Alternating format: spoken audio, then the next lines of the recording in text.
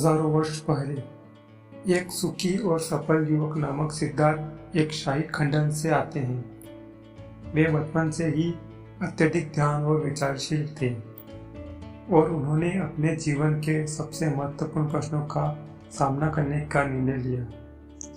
सिद्धार्थ के पिता ने सब कुछ करके उन्हें दुख से बचाने के लिए कई कोशिश की और उन्होंने उनका एक महाराजा के तहत पाला पोसा।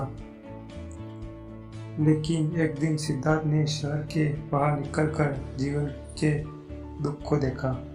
वे एक वृद्ध व्यक्ति को देखकर उनके मन की गहरी विचारशीलता और समाधान की भावना उत्पन्न हुई। सिद्धार्थ के दिल में यह प्रश्न उत्पन्न हुआ, क्या दुख और आंतरिक सुख कैसे प्राप्त किया जा सकता है। उन्होंने अपने जीवन के महत्वपूर्ण संवाद की यात्रा निकलने का निर्णय लिया।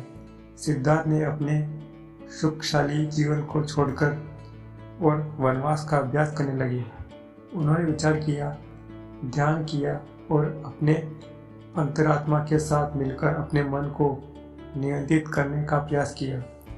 इसके दौरान वे अपने जीवन के असली उद्देश्य की खोज में बसे रहे। सिद्धार्थ की यात्रा ने उन्हें अनेक गुरुओं के पास ले गए जो उन्हें आध्यात्मिक ज्ञान और सत्य के बारे में सिखा सके। उन्होंने अपने जीवन के हर कदम पर एक नया ज्ञान प्राप्त किया और उनकी समझ में एक नया परिप्रेक्ष्य बन गया। एक दिन जब सिद्धार्थ महान बौद्धिक पीपल के पेड़ के नीचे बैठे थे, उन्होंने आत्मा के असली स्वरूप को समझ लिया। उन्होंने दुख के कारणों का विश्लेषण किया और अंत शांति की ओर जाने के लिए एक नया मार्ग खोज लिया। सिद्धार्थ के उपदेशों का पालन करने वाले अनेक शिष्यों ने उनके मार्ग का अनुसरण किया और अपने जीवन में दुख को कम करने के नए दरवाजे खोले। बुद्ध की यात्रा में यह सिखाती है कि अगर हम अपने जीवन के अद्वितीय उद्देश्य की ओर बढ़ते हैं तो हमें स्वाध्याय, ध्यान और साधना के माध्यम से अपने अंतरात्मा के साथ मिलकर अपने मन को नियंत्रित करने का प्रयास करना होगा।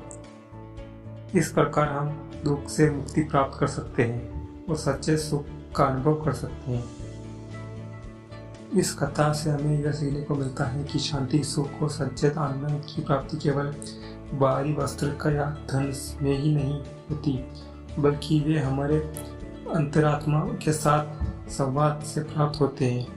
सिद्धार्थ की यात्रा अद्वितीय आदर्श कथा है जो हमें दुख से मुक्ति को बढ़ने के लिए सही मार्ग दिखाती है। महात्मा बुद्ध की यही यात्रा में एक महात्मा बनाती है।